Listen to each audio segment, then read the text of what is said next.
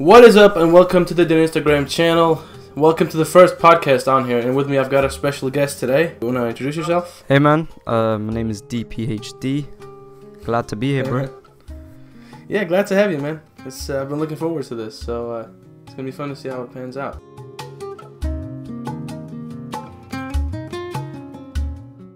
Right, so today I thought we'd talk about Dembélé and Malcom, Coutinho, how they fit in the squad and how we can utilize them. Because as we saw yesterday in the game against Atleti, Dembélé is very clutch, even though he might not have really good moments sometimes. But yeah, I mean he is a very clutch player, and I feel like he needs a bit more of a boost, maybe confidence-wise, from the manager, because he has produced when we've needed him. Yeah, definitely. I mean, I think the thing is he's still 20 years old, 21, and when he came here, I remember him saying something like he feels like he's being judged by his price tag, and when you really think, it's kind of impossible when you have a price tag that high. But at the same time, I think that also does a lot to you. Like you feel that pressure constantly. Of course, I mean, especially from the Spanish media, you know, they haven't been easy on him. Everyone knows that, and it's been a rough start for him. And he's young, he's trying to adapt. You know, coming to Barcelona, it's not hard. You have to adapt. You have to change your style, and it's not been easy for him. Definitely. No, it hasn't. I think also, now this might just be speculation, but I think part of it might also be with the whole thing with like, he's not the best talent in the world. Mbappe is, and it's like Mbappe is playing in a much weaker league. With all respect to the French league, but it's nowhere near as strong as La Liga. Of course, undoubtedly. Right? And it's like. And it's like, I think also the fact that he got compared to him like back in the World Cup and didn't get much playing time under Didier Deschamps, who kept saying stuff like, yeah, he's a talent, but he needs to improve this and that. And it's like, that gets to you as a player, especially as a young talent that's barely feeling any confidence in the manager. That does get to you, I think. Definitely, man. I mean, especially in that World Cup, I was really expecting Dembélé to be given a chance, because I feel like with Dembélé, he's such a talented player, but I don't feel like he's getting the chances he needs. First season, he got injured for us, it sort of stopped his momentum as well, and it hasn't been easy for him. All this pressure, he's not getting as many chances.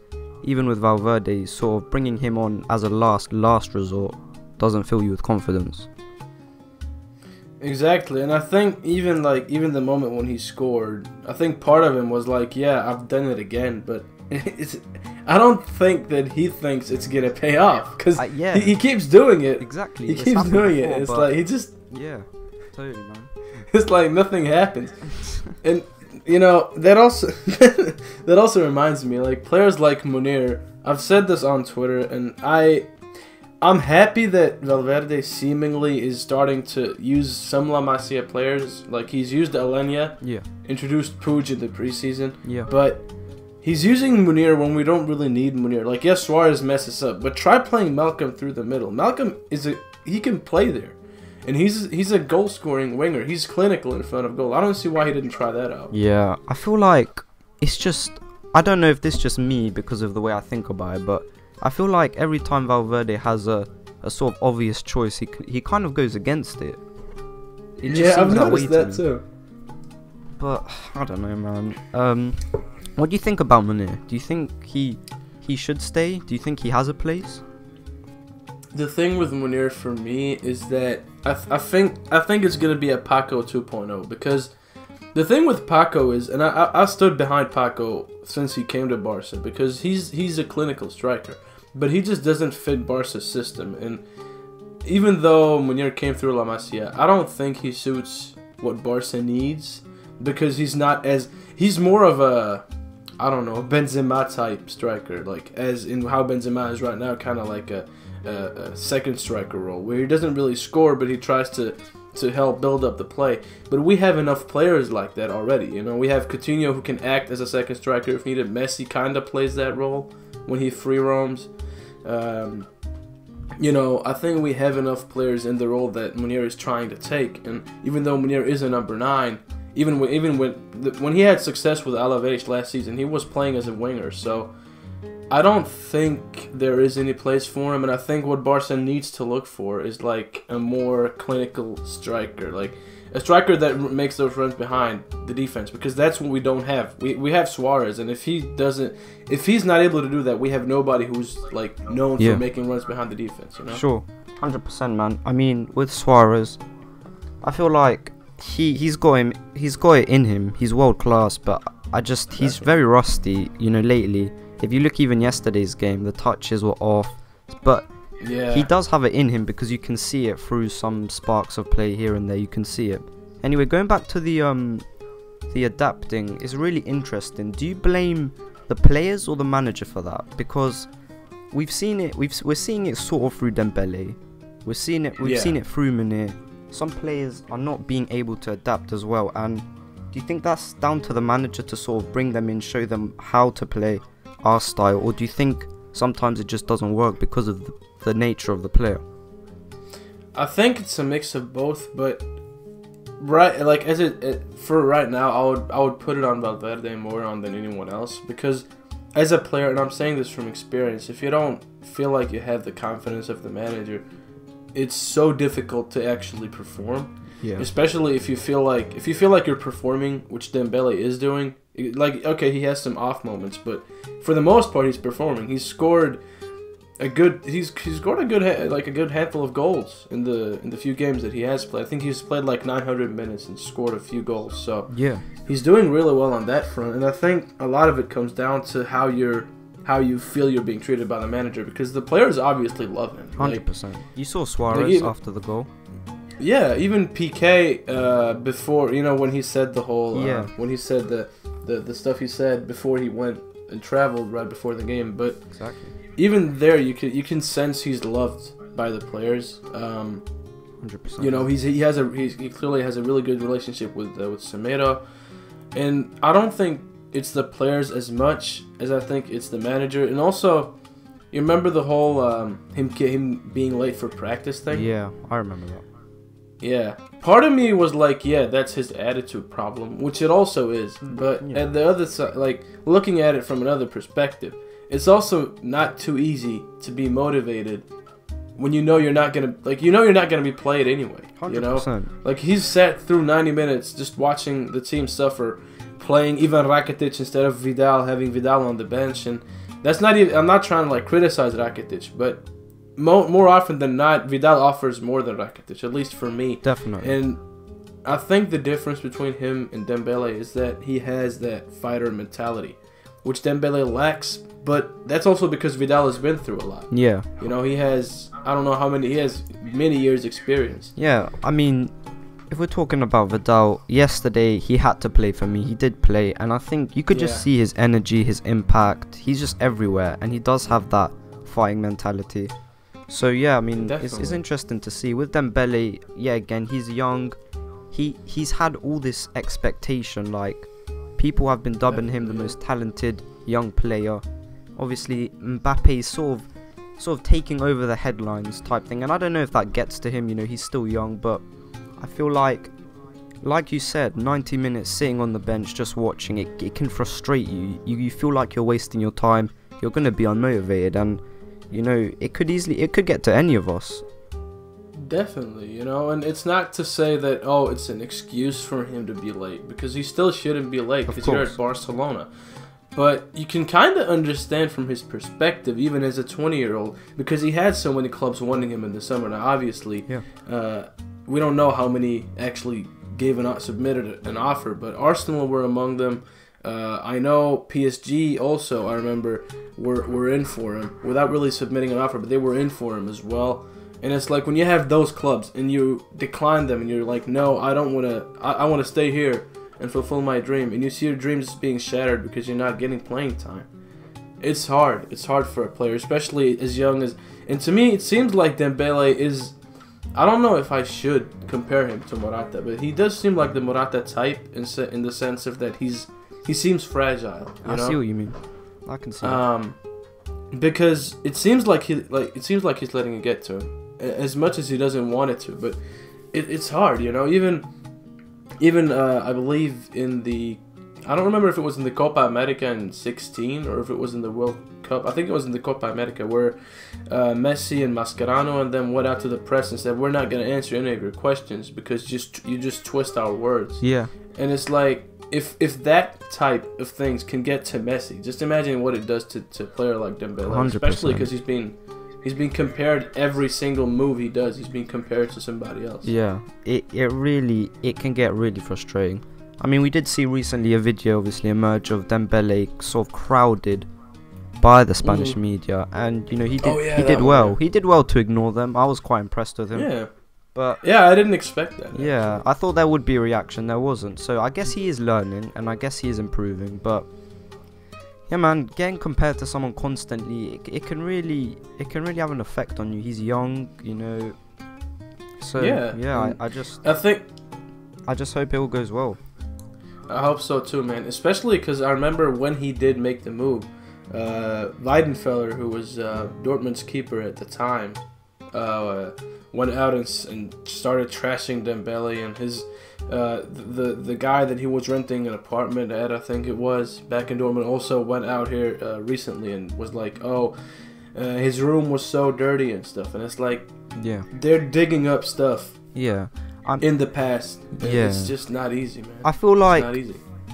A big thing with football is once an agenda is created, it's an agenda, right? Like it's not going to go away for a while, and it can dig at the player. I do think Dembélé needs to improve a bit on sort of getting himself a bit more together, but at the same time there's this massive agenda around him, and it seems like it's not going away. First you had the Mbappe Dembélé situation, now you have sort of people digging up anything they can about him, picking at anything they can, and it can just get frustrating. It's ridiculous. It really is ridiculous. Some of the newspapers from Spain, they're just embarrassing themselves because the reporters are just crazy. Like, I'm not sure, man, but it reminds me, yesterday after he scored that goal, I just saw hella tweets just mocking honestly, sport. man, the timeline was flooded. I saw your tweet, I started laughing. Funny, man. It was just yeah, it's like it's funny, you know, because sport is this kind, like, I used to respect sport when I first started off on Twitter, which was back in late June. Yeah.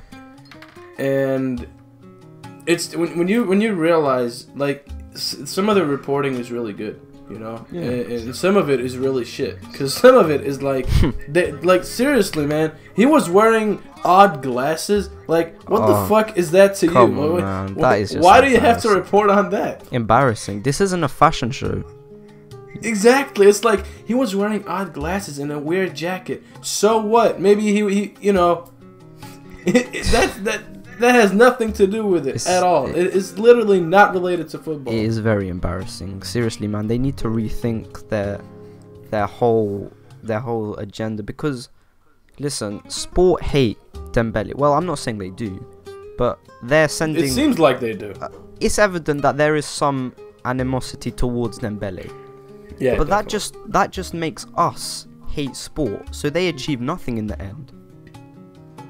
Exactly, because it's not like, you know, people are like, oh, okay, look, they're right, because they're not. Everyone who watches Barcelona's games, now granted, some people on Twitter, actually quite a few on Twitter, have an agenda against Dembélé. And they're like, oh, he's not needed at the club. He's you know, he just shouldn't be here. We shouldn't have bought him and all that stuff. And it's like, while that might be true because of how he's adapted, it's not easy to adapt when you get trashed constantly. Yeah. Like, I swear to God, even like if he breathes abnormally, they'll find something to write about it. Like, I'm surprised I'm surprised they didn't say anything because he got a new haircut. Like, oh, he got a new haircut. You know. Listen, man, I feel like weird, people are too reactive these days, and of course, Barcelona, for me and probably for you as well, is the best team ever. Definitely, man. However, everyone has seen the Pep era, the 2008 to 2012. I feel like certain people on Twitter, certain people in the newspapers are expecting that standard just as a standard for us, when in actuality that is a brand of football that comes around once every 1,000 years. It was unbelievable. So you have to let things develop, you have to give things time. You can't say straight away you want Dembélé to play amazing, you want things to fall into place, to win the treble, to win treble after treble. Things do have to take time, and granted, we haven't won the Champions League in ages. But it's been a while. I mean, people are being too reactive, I think, especially with Dembélé. You need to give him time.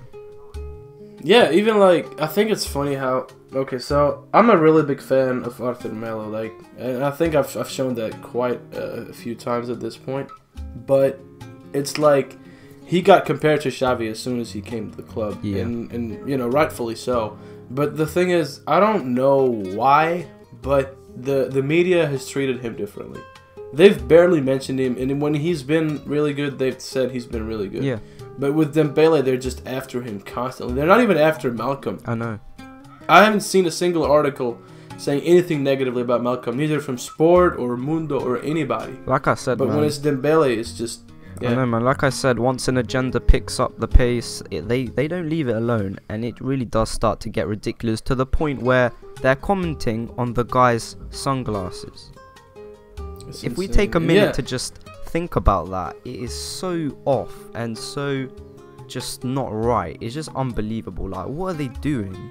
It's embarrassing, man. Like, it's so irrelevant as well. Like, if it was relevant to his style of play, at least you could give it, you know, some justification. But honestly, it literally has nothing to do with it. Honestly, I was gonna touch on the fact that obviously you were saying about how Arthur does get treated differently, and I totally agree. You know, he's been praised a lot, and rightfully so, for what he's done. Yeah. But I mean, it's not fair to just go at Dembélé like this. And I feel like there were some people on Twitter. Now, I completely disagree with this, but some people are saying that maybe Valverde is racist, has something against Dembélé. Personally, I've read that a lot, and I don't think that's the case. Same. I really don't think so. But yeah, again, sort of reactions from both sides heat up very quickly. Yeah, and it's like, if he was racist, he wouldn't play Semedo. If we're just talking out of color, not out of ethnicity, he wouldn't play Semedo. He wouldn't play Umtiti week in, week out. 100. He wouldn't play Malcom from time to time. You know. And he was the reason Iñaki Williams made it big in La Liga back in Bilbao. That was all Valverde. Valverde, granted, Bilbao are big fans of using the youth, but he still did it, you know. Exactly.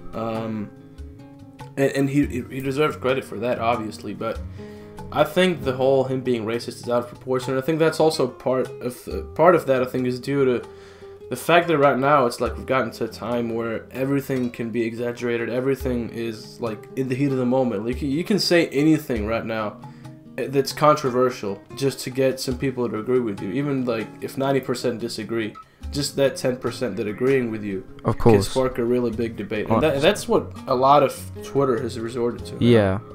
I mean, we could have our own video standalone of Twitter. I mean, some of the stuff that comes from there is very unbelievable. But yeah, man, I feel like there's a lot of attention seeking going on, a lot of overreacting, and it's sort of taking away from that joy of football, because this isn't football, right? Like, no one cares what Dembélé is wearing. Like, no one cares about comparisons of Messi to Lingard. No one cares about that. It's just it's ridiculous. Like, it's weird. And obviously people don't actually think that, but for attention, you know, people will do pretty much anything. Yeah, I mean, for me, it's like some of it is all for fun, is all jokes, and I'm all for fun. I think having fun is like one of the most important things in life. So jokes and like making those. Sometimes I even troll fans of different, and it's you know it's funny, but it gets to a point sometimes where it's not trolling anymore. It's just straight up hatred for another player for no reason at all. Real talk, man. And it's too much, man. Especially like, okay, I saw today, I'm not gonna mention any names, but I saw someone being like, hey, why did Why was Roberto the one that got injured and not Semedo? I saw that too, man. I saw that too. Yeah, and it's like, bro, he's one of our players. They're both our players. You can't wish an injury upon one of our players. Honestly, like that. Like that's I don't care what you think. I would like, as much as I don't like Rakitic, like it's not that I don't like him. I like him as a player. I love him as a player, and I love him as a person. But he has gotten a status that he doesn't deserve. Like, he's untouchable, and that's not fair. But it's like, I would never go out and be like, oh, why couldn't he get injured for 7 weeks so Vidal can become a starter? Because that's just not how a decent human being is. You're not a Barca fan. That's just straight up unfair. In my opinion, gets to a point where Barcelona are a club where they have values. You're not a Barca fan. If you tweet that, you're not. You may think you are, but you're not to me. You can't really. I agree. Messi got injured. I would never say, I wish Suarez was injured. I would never say that. You're not a Barcelona fan. Our best player, the greatest player ever, was injured, and no one said anything. No one said anything like, I wish someone else had gotten injured. So it's ridiculous. You're not a Barcelona fan in my eyes. So yeah, I see you, man. I see you, and it's like, you gotta, like, I don't, look, even with Valverde, as much as some people dislike him, I don't hate Valverde. I see some of the things he does, I think, are decent. I think he's clearly learning some things, and he's neglecting other things. Yeah. But I'm not gonna be like, I wish he gets hit by a bus, or honestly, like, man. not as a joke, but like straight up say it seriously. Yeah. Like, sometimes I might joke about, like, oh, I hope this and this happens, when I'm saying it clearly as a joke. But I see people like straight up saying, like, oh, I wish this and this happens and he gets fired. I hope we get knocked out of the Champions League so he gets fired. No. Why would you want that? We haven't won the Champions League for the past 3 years. How are you going to want us to not win the Champions League again just so we can lose Valverde? Like, that's not... That's what I'm saying, man. People... It's getting to a point, where people's agendas are taking away from what they actually support. There are people that are wishing, like you said, we actually get relegated or we go nowhere in the Champions League just to support their Twitter agendas. This is to the point we've gotten to support their agendas, and it is really embarrassing. They would rather us lose, because for the past 4 months they've been tweeting about how the defense is terrible, just so then their agenda can be backed up. I don't get it. Like, I can see why they think that, but at the other, like, looking at it from another perspective, like, you are a fan of this club. If you really are a big fan of this club, I think wanting your club to lose a big game or lose in a tournament or not win La Liga or whatever, just to get a new manager in because the current one isn't too good, I think that's wrong. I think it's fair to be like, yeah, look, I hope Valverde gets sacked, or I hope he resigns. Fair. That's fair, because I think everybody wants. I don't think anybody is like, oh, Valverde is the right kind of manager for Barcelona. Yeah. I think everyone knows that he's not. Cool. But saying that you want Barca to fail in the Champions League, get humiliated in La Liga, and losing the Copa or whatever, that's not how you should too far, man. Think as a Barca fan. It's a step too much. Like, of course, you can want him out, and that's fine. Everyone's entitled to their opinion. You're a fan, so you have opinions of the club. But that goes for every player as well. Exactly. I see a lot of people, being like, hey, I want Busquets out and stuff. And it's like, while I might not agree with that, that's your opinion. If you feel like us selling him to get, I don't know, Frankie de Jong or something would be a good idea, well, then that's your opinion. I'm not going to go out here and be like, oh, look, that's it. That's fuck you. Because that's an opinion. That's fair to have. You're not stepping too far. Yeah, man. As much as he is a legend at the club. Yeah. I think if we're going to the Busquets, he's getting unnecessary hate. Yeah. I think he is a club legend, so definitely. If he's given us all of those great seasons, I'm sure we can give him a season where he's performing a little less, as good as he should. When he has been underperforming, that's obvious in some games. Actually, last game he played great, but beside the point. Yeah, and against Atleti he was really good. Yeah, man. And I think yeah, people going at Valverde, you know, full on after the game. I mean, at the end of the day, we played a team with a very solid defense. They are hard to break down. I mean, they are. Of course, we lack creativity, we lacked excitement, but at the end of the day, have to understand that you can't always blame the manager about every single thing, because everyone's just hating on him. And it got to a point where you saw the video where he was just eating his food and he was being filmed. That actually annoyed me. Really annoyed did. me, man. It was a step too far. Like, he's a human. Yeah, like, leave him alone. Especially, like, also, let's just rewind to yesterday. Sure. Like, people say that, oh, Valverde, you know, made the changes too late. And yes, he might have made the changes a bit too late. I agree with that. But it's a game where you can't really, like, to me, he should have subbed on Dembélé and Malcom earlier, definitely.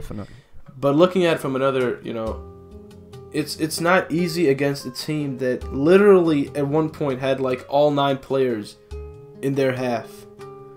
Like, they had 9 players around their box. How the fuck are you gonna break that down? I don't care if you have Coutinho and Malcolm's long shots. Yes, they might help a bit, but you can't say that's the solution. I think it's fair that we settled for a point yesterday, as much as that might sound like, oh, it's a loser's mentality.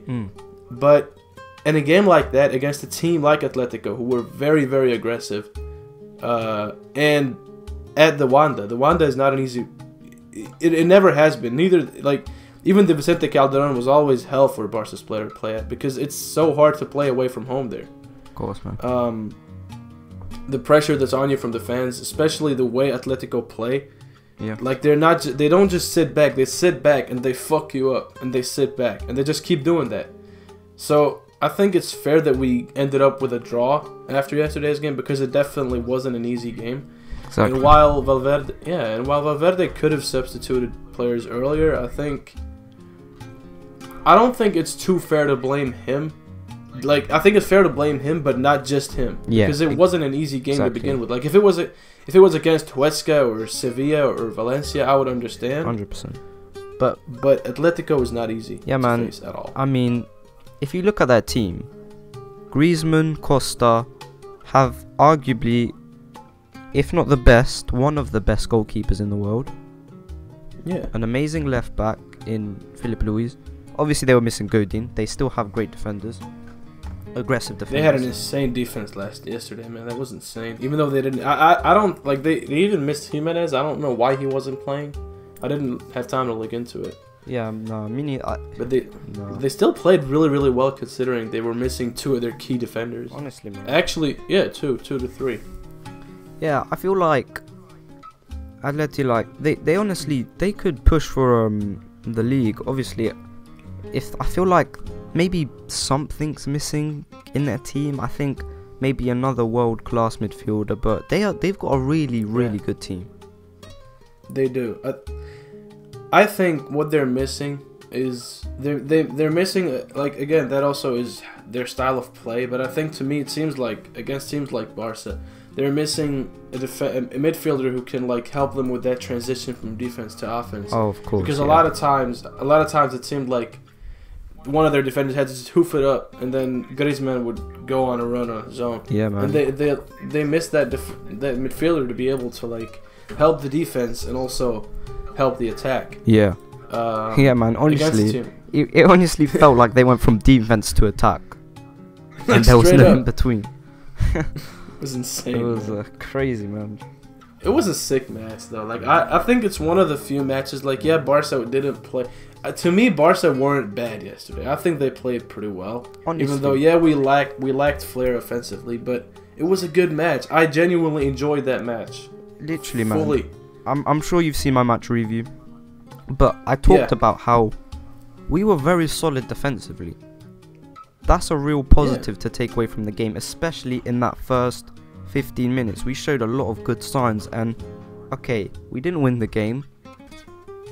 At the end of the day, we conceded from a corner. You know, if there's any way to concede, there's, you know, conceded from a corner, it's not as bad as being from open play. Yeah, exactly, man. So the thing is, yeah. Atletico is they're one of the teams that are good offensively on corners, and Barca have. Let's be real. Barca have struggled with corners for the past 6 years. Honestly, it is. Like we've always. I think we've been bad at corners since Puyol left. Totally, man. Essentially, right? And it's like, that's one of our weaknesses. And honestly, Semedo maybe could have defended. No, actually, it was Rafinha. It wasn't Semedo. Semedo didn't have Costa, but Rafinha. Yeah, and it's like he was. As we found out today, he was injured yesterday. Exactly. Valverde let him play on for. I don't know why he put him on the pitch if he was injured, but regardless, to concede like that, I don't think is as bad as if we got torn apart. Yeah, like if we conceded our goal by them, that would have been a lot worse than conceding a goal. Yeah, 100%. Because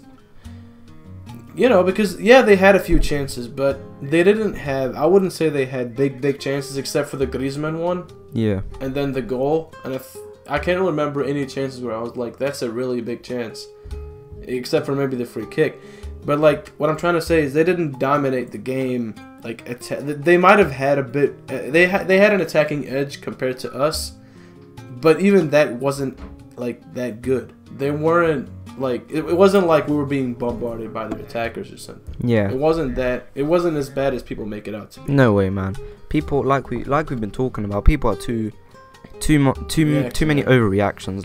At the end of the day, it was 1-1. We didn't get smacked 5-0 or anything. Nothing like that happened. We didn't even get beat on the day. So yeah, it was a tough game. It really was. You know, and I mean. It's interesting because I expected to have this sort of game against Real Madrid, but obviously that turned out very different. Yeah, the thing with the Clásicos the past few years for me is that whenever we're getting close to a Clásico, I always tell myself that it doesn't matter what form the teams are in. Yeah. Right now, that doesn't matter because as soon as it's the Clásico, the teams always step up. One of the teams steps up and one of the teams steps down. Definitely. That's just how it's always been in the Clásico. Because I remember the 4-3 one, I think it was. No, not the 4-3, the 3-2, sorry. The 4-3 will always be in my mind. I don't know why. I just love that game. But the 3-2 one, Real Madrid weren't insanely good at that time. And even there, they gave us a really, really good fight. Yeah. We beat them in the 89th, 90th minute. And I think that even that just speaks volumes on how this Clásico was so different from what we're used to. Yeah, for sure, man. I think, when the Clásico does come, form does sort of go out the window. It's all about, in that moment, because it's so weird, but winning a Clásico is like its own title in itself. It really is. It kind of really transcends the league, the Champions League, whatever. It's its own priority in a way. So I think it just escapes form, and then what happens then, the emotions, the amount of passion given on the day, it really depends. Definitely. And speaking of that, I really miss the Clásico. It might sound weird, right? But I miss the fight, the passion that was back in the Mourinho days. Seriously. It was, that Clásico, something was, it was going down. Yeah, man. Honestly. And I miss that. I miss that. People will say to you that this isn't football, this is too rough. But for me, it's just it just shows the passion. It just sums up everything that a Clásico's about. These two teams, they do hate each other. Exactly, and it just shows. That's what I want to see. Honestly. When I see a Clásico. I mean, if you look back at the perfect 5-0, obviously it was perfect for us, not for them. But the 5-0, that was insane, unforgettable. Man. But the fights and the amount of brawls and everything, the passion that went into that was incredible. Yeah, and that's what I really want again, because. I'm not saying that there should be blood on the pitch or stuff, but that passion just adds something. You enjoy the game more, and it highlights the hatred that is between these two teams, because they do hate each other. Yeah. Though I feel like in the past few years, even like the Manchester derby and the London derby, they've kind of been toned down a bit. Yeah. Sure. I think the only real rivalries are Boca and River Plate right now, and they've got their game postponed now for like the third time or something at this point. That shit was insane, man. It was crazy. Yeah. What's it? Going back to the Clásico, I just can't help but think that I don't think it's gonna be as passionate as it has been in the past, because, I mean, if you just look at Real Madrid's form, obviously they still have Ramos, but Pepe as well. You know, yeah, he was crazy, man. Like, I don't think we're gonna see something like that again. Yeah, I don't think either. I think Pepe is like one of them one-time players that he was literally a villain. Yeah, Kai was a villain. He really was. It was so fun. It was like part of me hated, despised the fuck out of him. It was just hatred towards him. But now looking back, it was just it was funny at the same time. Like, I think the closest thing we'll come to Pepe is Casemiro, and even Casemiro, he doesn't seem like a prick, but he has such a punchable face. Yeah, honest. He's so fucking dirty. He has the most punchable face. It's like, oh man, that is funny. Yeah, he really does. Like, I feel like when he fouls, he sort of steps back, whereas Pepe, he'll break your leg and he'll argue. And then he'll step on your hand. Yeah, and then exactly, and he will still argue that he has done nothing wrong. I remember the Germany-Portugal game. I don't remember which year I it remember. was. 2014 World Cup. It wasn't the World Cup. Yeah, it was. Yeah, it was the World Cup. It was the World Cup. I think it was. Yeah. And then he got into something with Muller. I think he like stepped on him after that, and he still started arguing. I was like, you clearly fucked him up. It was so funny. What argument do you have? Oh my god. But he just made it. He just made it was fun to watch. It Honestly, was man. not when it happened against us, but to see a player like that just. Sometimes you need that entertainment, man. Like. Yeah, like he seemed like a headless Casemiro. Yeah. Like at least Casemiro knows when to stop. Pepe just didn't care. Honestly, man. And I think you can even see that the Clásico's toned down a bit from the comparisons to the Manchester derby, whereas before there would be no comparisons, because in that period of the sort of Pep era, Mourinho type rivalry, there will never be a rivalry like that. Like, it was unbelievable. Yeah, definitely. But man, that was insane. Like even now, the Pep Mourinho, as much as there was a big rivalry between them, which I think also came down to the fact that it was Barca v Real. But even now at City United, you don't sense that as much anymore, which I think is a shame, because Mourinho, as much as I hate him, he used to be one of the greatest managers. He's fallen off a lot. He's washed up to me right now, but he still used to be one of the, best managers in the world at some point. He got some small clubs to really big success. Yeah, man. He has been so annoying in the past to watch, but as I sort of get older, mature a bit more, and see him at different clubs, I realize that it's all a part of the game, and it's really enjoyable to see someone type like that, because definitely football, is sort of based off rivalries. Like there has to be rivalries everywhere, and that's how I grew up watching it. Rivalries here, there, and everywhere. So yeah, it makes it more enjoyable, especially because I think the reason why I'm not one of the things I don't like that much about football, not as a sport, but it's just the whole, you can't go out and be like, hey, well, did you let's say the game is done, you go out in the mixed zone and they're like, hey, how did you think you played today? And you're like, man, did you see how I spun that dude? I sent him back to Mexico. You don't see players cocky like that, other than Zlatan, and even he doesn't go that far. Yeah. But you kind of want that kind of outspoken character because it just makes it more enjoyable. We don't have that in any sport. I think maybe the NFL could be the closest I think you can get to that, but even then, you don't see it that often. That's what I liked about Mourinho back then, was that, and that's why I laugh at his clips now, because it's funny to watch. It's unusual for the sport, and I think the sport needs that as well. Yeah, I think I think the sport needs a bit more fire, needs a bit more fire back into it, sort of type thing. But Yeah, man. Obviously, we have Messi, who is the most humble guy you'll ever meet, but also the greatest footballer you'll ever meet. But I do really appreciate him for that. But for other players, you know, I'd like them to maybe be a bit more fiery. But in terms of Barcelona, we are a very humble club, I'd say, in general.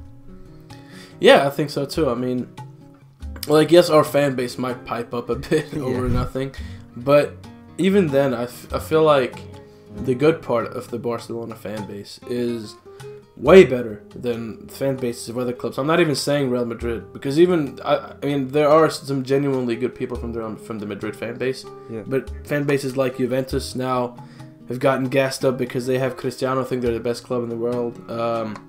Paris fans piping up a bit, you know, and I think it all comes down to the club as well, like how the club is, the club's values, because Barcelona have not been a cheating club in the past, like never.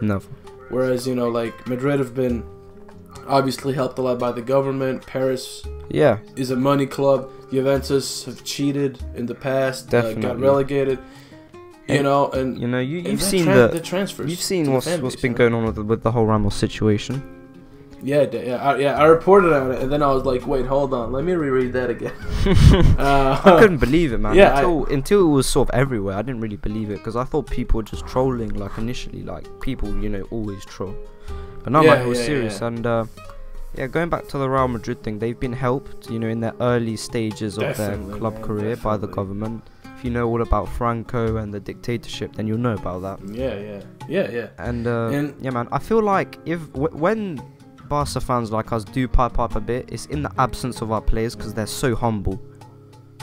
Like, we need to show off a bit for them, because they won't do it themselves. Yeah, I mean, you don't hear like okay, just take Griezmann as an example. He's mentioned the Ballon d'Or more than the Ballon d'Or hosts have mentioned the Ballon d'Or at this point. Like, you know, I don't see that many Atleti fans on my timeline. I follow a few. I don't follow any. Actually, no, that's a lie. I do follow a few, but they're not. They're more Griezmann fans than Atleti. But I don't know. Yeah, I see what you mean. And it's like, you know, I think players like Griezmann, players like Ramos, who come out and talk a lot. You know, they have a lot of players. The two Madrid clubs have a lot of players that go out and talk a lot. Mourinho talks a lot. You don't hear United fans piping up. You hear them, you know, dissing their manager, but you don't hear them piping up. Whereas you hear a lot of Madrid fans be like, this, you know, look at Messi, he missed a penalty in this year, and you're like, yeah, fuck off.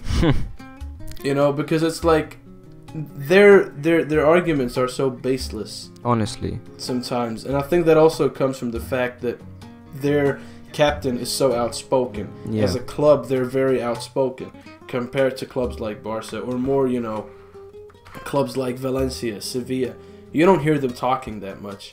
Yeah, man. And I think that transfers a lot to the fans, and that's why, you know, United fans talk a lot, also because a lot of stuff happened when Ferguson left, and then David Moyes came in and Van Gaal came in, and there was a lot of talk, even like from former Manchester United players. So that also transfers to the fans. They're also very outspoken. Yeah. So yeah, I think you're right that we kind of do it for our players, because our players, I barely hear them speak. I don't know if you saw my tweet about Rakitic's interview with a German channel. I don't think I did. Alright, I'll link it in the description below for you guys watching or listening or whatever you want to call it. But he was asked a few questions. He was asked Modric or Messi. He was asked Sevilla or Barcelona and stuff like that. And whenever he was asked a question that was even remotely controversial, he would just be like, no, next question, I'm not going to answer that. So he was asked like Modric or Messi, and he said next question. He was asked Neuer or Ter Stegen, and he said next question. Like, if one of our starters is like that, it doesn't, you know, give you much wiggle room to be like, okay, well, we have players who can speak out. The only player who speaks out is PK. Yeah, no, I agree. I totally, like, honestly. And you know what? When PK trolls the Bernabeu and he sticks up his 5 fingers and his hand, it fills me with such joy, because we need someone to, like, take the piss and milk the situation. Yeah, we do. Like, man. literally, we need someone to do it. That's why I'm so happy he's at the club, man. And I'm not saying that so people can go like, oh, you don't care, so it's okay with you if he plays like shit and then does that. No, it's not. But to me, he's genuinely one of the world's best defenders, still to this day. Even though he might have his off moments, but it's also hard to be consistent when you're a starter for 60, 70 games a season. Yeah, honestly. You know, it's not easy. It's not easy to maintain a high level. It's draining, man. Obviously he has declined over the years, but you know he's still up there. Yeah, definitely. I mean, you know, there are defenders who you could argue are better. I'm not gonna name any names because it's very, very subjective. To me, he still remains one of the best players, defenders in the world, and it's like, you know, I think he's one of the players who gets slandered a lot by Barca fans for the smallest mistakes. And I can kind of understand that because of the mistakes that he does. You know, they're pretty big mistakes. You know, when he messes up. Also, I think it's also because he is a central defender. Like, if you're a fullback, you can afford to make a bit more mistakes because you still have your center backs to cover up for you. But if you mess up as a center back, especially because you can't go like that far up the pitch anyway, you're kind of fucked. Yeah, I mean, you know. So sure. I think, and I want to point this out because some people, there was a point where people thought I had a Rakitic agenda, which I don't have. But I think criticism is fair if you don't go out, if it doesn't get personal.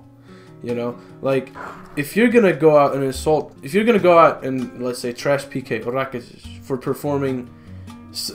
their performance being subpar, or if you're going to, you know, say something about Dembélé or Malcom or whatever because they're not performing, that's fair. But you got to give credit where credit is due. 100%. You know, you can't just trash them just to trash them. And that's why I think, to me, it's fair if people criticize Busquets or even Messi, because if they don't perform well, no one is immune to criticism. I'm not saying you should criticize Messi, but I'm saying if Messi doesn't perform, it's fair to say, yeah, you know what, he had an off day, and that's what can happen. Yeah, that can happen, you know, and that's fair. But I think people blow it out of proportion sometimes because they're like, oh, well, you just have an agenda against this player. And while a lot of people on Twitter have agendas, and I'm not denying that, a lot of people do, and it pisses me off, and it pisses a lot of people off.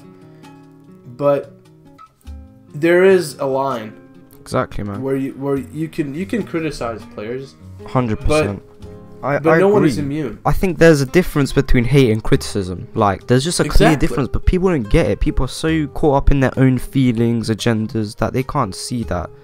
You know, Messi, he can have his off days. He's only human. At least I think he's only human. But criticizing him or saying, you know what, he didn't perform today, and it rarely does happen, but when it does happen, saying that, yeah, I would take no offense to that personally. But when you say things like he's terrible, he's trash, reactionary comments, he's finished, you know, those kind of comments. He's not the GOAT, you see finished whatever. A lot. He's finished. Yeah. They're finished. I don't understand why that's coming about, but yeah, man. I agree. And again, I'm not saying this as a free pass to be like, yeah, sure, guys, go out and trash Messi, because no, of course you shouldn't.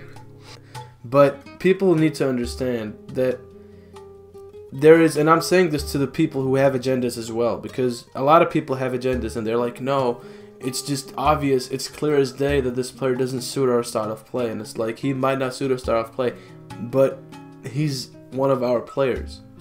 100%. Criticize him when he's worthy of criticism, but give him credit when he's worthy of being given credit. Like, even players like Andre Gomes, I think he got way too much criticism. I'm not saying that as like, I'm not trying to be like, yeah, he played really well, because truth is he didn't. But it's not easy to play well when you keep getting criticized, even when you're playing at home. Yeah. The mentality, you gotta be mentally strong, and he went through some hard shit when he was at Barca. Yeah, man, it affected him. Like, some people did. Are just sensitive, like, and you know, it can get to them. And yeah, man, I just don't understand the whole mentality of like, kick them while they're down. Like, they're playing bad, you don't have to keep trashing them and keep trashing them. Like, look, they're already on the ground, you don't have to kick them, add insult to injury. We get the gist of it. They're playing bad, okay? You don't have to knock them, etc. And when that whole sort of mini movement happened of supporting Gomez, I really like that, because it's like, you know, us as Barca fans, we recognise that football is a game at the end of the day, and people have feelings, and we're all human, so we have to support each other. Yeah, and you know, it's not like he's like deliberately been going out of his way to perform poorly. Like he wanted to be a good player for Barca, but it just didn't work out, and that can happen. And I think, you know, I still think I'm sad he didn't succeed at Barca. Now obviously he's still on loan, so we never know. He might be really good when he comes back. And to me, I don't think he ever really lost the style that he plays with, that he played with at Valencia, that he's playing with at Everton now. Yeah. I just think Barca just isn't the right club for him. Yeah, man. And it goes. That's just what it is. It goes all the way back to the start of the video when we were talking about how players adapt. By the way, if you're watching to this point, you're a legend. For real, man. It's been 52 minutes. Like, shit is crazy, man. If you're watching right now, you're crazy. They should comment something down below, though. Comment, like, I have no agenda, if you're watching right now. Yeah. Comment, I have no agenda. That's crazy, man. But yeah, it's insane. Honestly, some players just don't adapt. You know, it's just football. Like, clubs have different styles. Some players adapt, some don't. Exactly, and it's like, I think the thing that really pisses me off is when you see players really struggling to adapt, or players who have adapted. Like Coutinho has adapted pretty well, but now he's adapted to the club, but now he's adapting to a role at the club. And you see a lot of people clearly having an agenda against him, criticizing him, like, oh, he did this, he did that. Yeah, but he did like, let's say he did 2 bad things and he did 5 good things. You'll see them trashing him for doing those 2 bad things. And it's like, you don't have to have an agenda against him. Criticize it. Yeah, it's fair to criticize him for the 2 things he did poorly, but at least give him credit for the 5 things he did well. I think that's what people don't do. Honestly, now, man. Is that they just look, either they look to just criticize, or they look to just, you know, spread as much propaganda as they can. Honestly, because they want this player. I think it just says a lot about the person themselves. You know, for me personally, because I've criticized Rakitic in the past, and if you follow me on Twitter, you'll know that. I have no agenda against him though, because, and I do make jokes, I troll, like everyone does it, it's a joke. Yeah, everyone when he does perform well, I have said it, because I in no way can hate someone, first of all, I've never met, and second of all, that plays for the club I support. Yeah, definitely, man. It's, you know, and I see people, literally, Barca, 2 sets of Barca fans getting into arguments, like between themselves, personally, because of their agendas that they can't put aside. Exactly, and it's become such a big part. Like, even people who have agendas against Messi. Yeah, it's ridiculous. He can have an 11 out of 10 game, and they'll be like, oh, well, he didn't score. Well, yeah, he didn't score, but football isn't all about scoring. You can have a shit game and score a goal. That doesn't mean you had a good game. Of course. You can play really well and not score. That doesn't mean you've had a bad game. Yeah. But some people know that, but they decide to just be like, no, I want to push my agenda. Fuck this. 100%. And they just... 100%, man. You know? I posted today actually a video of Messi and his highlights yesterday. He didn't score any goals, but if you look at his dribbles and his movement, it was amazing. Like, so yeah, I totally agree, man. Yeah, man.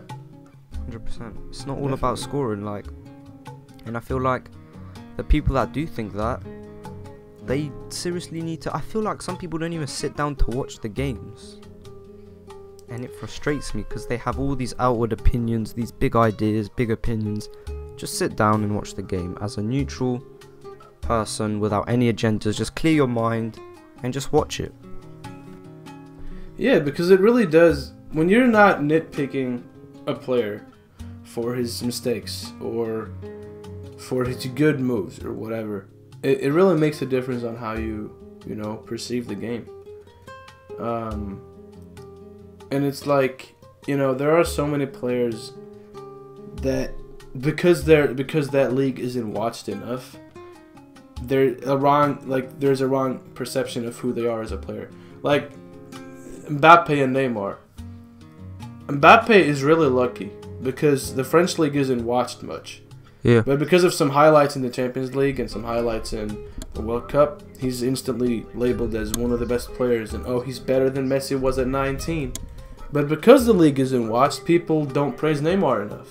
And Neymar, to me, is the second best player in the world. I don't care what anybody says.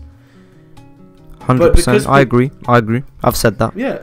And it's like, because people don't watch the league, they don't see what Neymar does.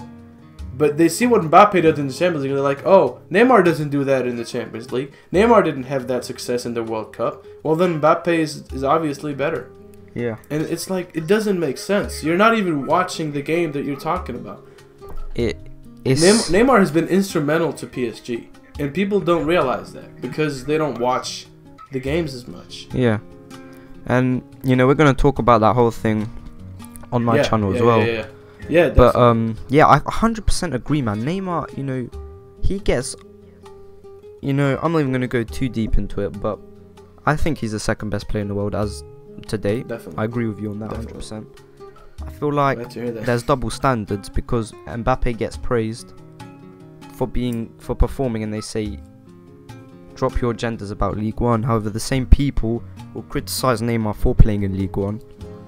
So I don't really understand that whole side of it. But yeah, man. It's the agenda. I think it's the agendas, man. The agendas, man. Seriously, man. If you're watching to this point, just you're a legend, man. Yeah, for real. Thank you, man. Like, if you really are watching, still, I really appreciate you. Let me know your Twitter ad down below, and I'll drop a follow. Same. If I don't follow you already. And yeah. I think that wraps it up because I feel like we've repeated ourselves with some things, maybe. Yeah, I think so too. Yeah, I don't know if I should. Do you think I should cut some out or just post it raw? Because I feel like posting a podcast raw is better because like you get the whole feel of the podcast. Yeah, I mean the whole emotions and everything to do with it. Yeah, I'll just keep it raw. I'll try and see if I can fix something visually because it's probably just gonna be pictures, like just like a picture or two or three or how many, I don't know. Yeah. One picture each 10 minutes or something. Yeah. I mean, this is close to an hour, so yeah. But it's good, man. That's insane, man. It's yeah. Great I didn't content. expect it to be this long. But yeah, bro, I'm excited for our podcast on your channel. If you haven't heard his voice before or don't know who he is, I'll leave a link to his channel in the description down below and his Twitter, so make sure to drop him a follow and subscribe to his channel. Appreciate it, man. He posts, no problem, man. You post some dope compilations, so thank you, brother. Don't miss out on those. No problem, man.